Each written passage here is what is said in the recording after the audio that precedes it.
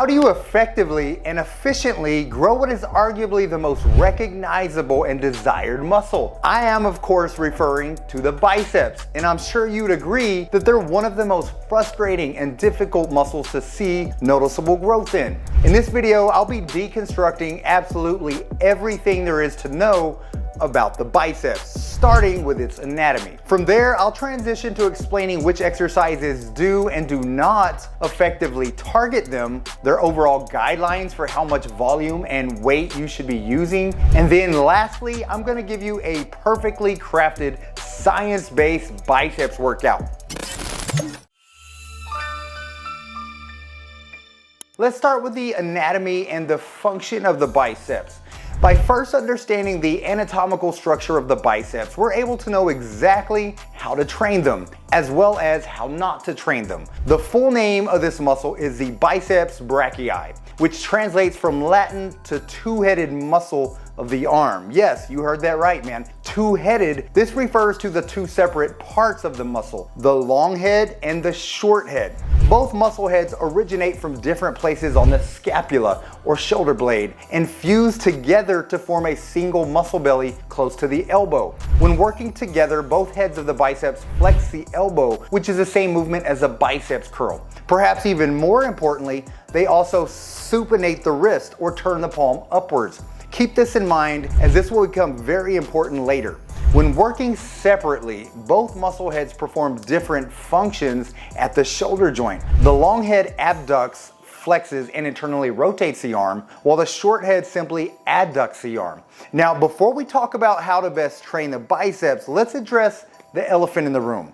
Can you train the individual biceps heads? The simple answer to this is no. Technically, manipulating your arm position during biceps exercises, such as raising them in front or behind your body, as well as internally or externally rotating them, can cause one head to work more than the other. However, the individual actions of the biceps are incredibly weak. Therefore, this emphasis placed on one head is basically pointless and will have a minimal effect on the growth of your arms. As you may already know, the main way to train the biceps is through elbow flexion exercises.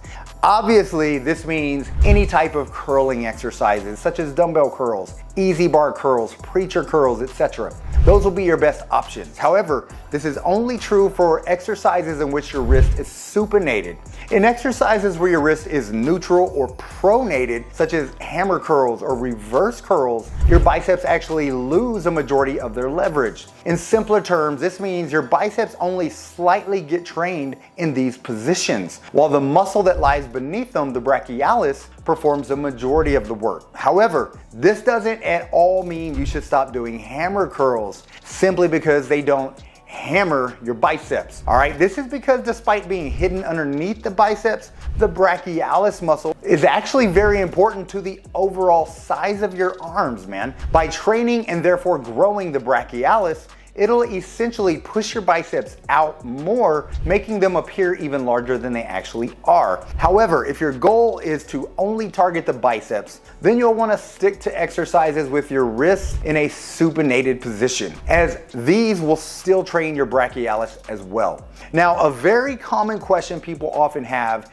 is whether or not back movements such as pull-ups and dumbbell rows are enough to grow your biceps. Believe it or not, the answer to this question is actually yes. The vast majority of back exercises provide enough stimuli to grow the biceps. In fact, most studies found that people who did compound back exercises such as lat pull downs and dumbbell rows produced the same level of biceps growth as people who did those same two exercises in addition to normal bicep curls. A muscle must be taken close to momentary failure to significantly grow. So if a back exercise doesn't provide your biceps with the same stimulus as a curl would, it's not likely that it's going to be near as effective. Furthermore, most back movements are not done with a supinated grip, meaning your biceps may not be worked as hard as the other elbow flexors, such as the brachialis and brachioradialis muscles. Now let's discuss how heavy you should be training your biceps. For most people, the answer to this will be heavier than you're already doing.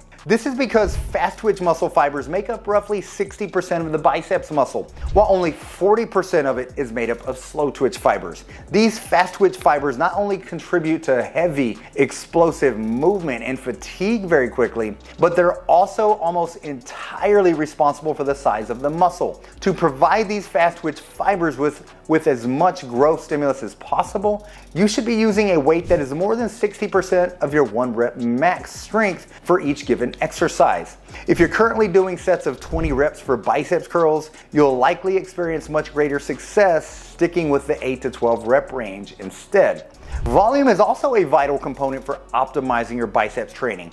How many sets you should be allocating to your biceps each week is going to depend on your training goals. However, the biceps should be trained within the same parameters as your other muscle groups. This means just as you would dedicate 12 to 20 sets per week to your chest, you should do the same for your biceps, all right? I highly recommend sticking to the lower end of this set range, as 20 sets of biceps will likely be overkill unless your biceps are a weak point in your physique.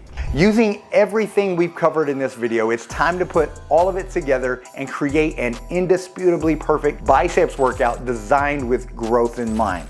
With that said, keep in mind that this workout is simply a list of biceps exercises you want to make sure you're doing each week. How many of these you should be doing in a single workout is dependent on your workout split.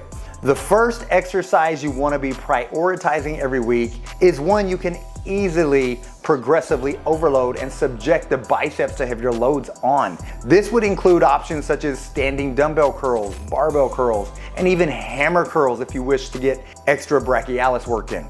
The next exercise you'll want to be doing is one that will place your shoulders into flexion, which means your arms are raised in front of you. The reason for this is because it'll place a slight emphasis on the short biceps head. And most of these exercises will be the hardest when the muscle fibers are fully shortened. Exercises that fit these requirements include preacher curls, spider curls, crucifix curls, and even concentration curls. The third and final exercise you should include in your biceps workouts each week is one that will place your shoulder into extension or behind your body. The reasons for this are that it'll place a slight emphasis on the long head of the biceps, and these exercises will challenge the muscle the most when it is in a fully stretched and lengthened position. This will include exercises such as incline curls, face-away cable curls, and drag curls. As with any workout program, remember, you can still make progress even if your training isn't perfect. Because of that, you absolutely do not have to follow every guideline I've laid out for you in this video. However, if you're like many other lifters who haven't seen their biceps grow at all in the past year, following the recommendations in this video will surely help you break past your plateaus. With that said, if you want help reaching any of your health and fitness goals, then please check out the links in the description box below. I have a link to my free 28-day acclimation program, and I've also included a link to my one-on-one coaching program, which is extremely inexpensive. With that said, please leave me a comment to let me know your thoughts on this video. And as always, man, get busy, get after it, and God bless.